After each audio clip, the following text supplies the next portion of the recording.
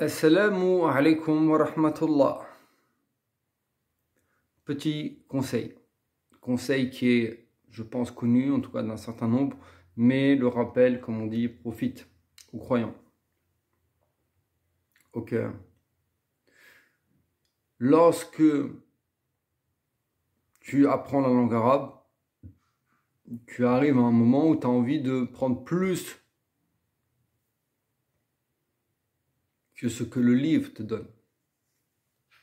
Non. Dit comme ça peut paraître bizarre.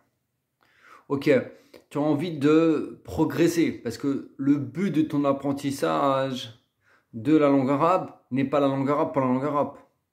C'est comprendre le Coran et la Sunna. Et dans la Sunna, il y a un magnifique livre qui s'appelle Al-Arba'in Al-Nawawiyya. 40 paroles du prophète alayhi salatu wassalam, je crois qu'il y en a 42, compilé par Al-Imam Al-Nawawi.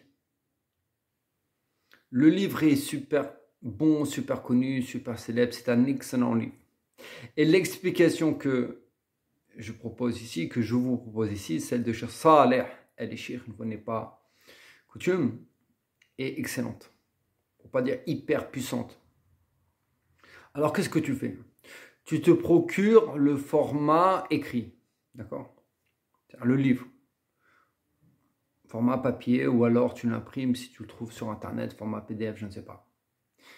Et étant donné qu'en réalité, le livre à l'écrit n'est qu'une retranscription des audios, il faut le savoir. Beaucoup de livres fonctionnent comme ça. Je ne rentre pas dans ce détail-là, mais il faut le savoir. Donc en réalité, tu peux suivre l'audio du cheikh et en même temps, tu peux suivre l'écrit. C'est-à-dire que tu peux travailler la compréhension orale et la compréhension écrite en même temps. Donc tu as ton livre et tu écoutes l'audio. Quand il y a un mot que tu ne comprends pas, parce qu'il y aura des mots que tu ne comprends pas, c'est nouveau,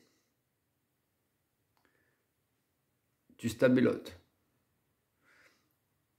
Soit c'est un mot qui entrave, qui empêche la compréhension de ce que tu es en train d'écouter, de ce que tu es en train de lire, tu t'arrêtes. Dico. Ou soit ça n'empêche pas, tu ne comprends pas, mais ça n'empêche pas de comprendre. Juste tu soulignes et tu chercheras plus tard. Ça, c'est un conseil ultra connu dans comment se comporter avec les mots qu'on ne comprend pas. Et donc, tu vas t'enrichir en vocabulaire, tu vas t'enrichir en expression, tu vas t'enrichir d'un point de vue religieux, ce que tu vas apprendre, et tu vas aussi t'enrichir linguistiquement parlant. Si tu suis ce conseil-là, tu vas progresser. Et beaucoup de livres et d'audio fonctionnent comme ça. C'est-à-dire que les livres qu'on a sont issus d'audio en réalité.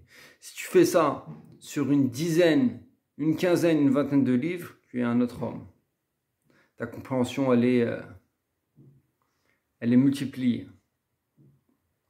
Donc voici mon conseil. C'est un conseil qui est connu. Tu peux aussi le faire sur le Coran, le Karim.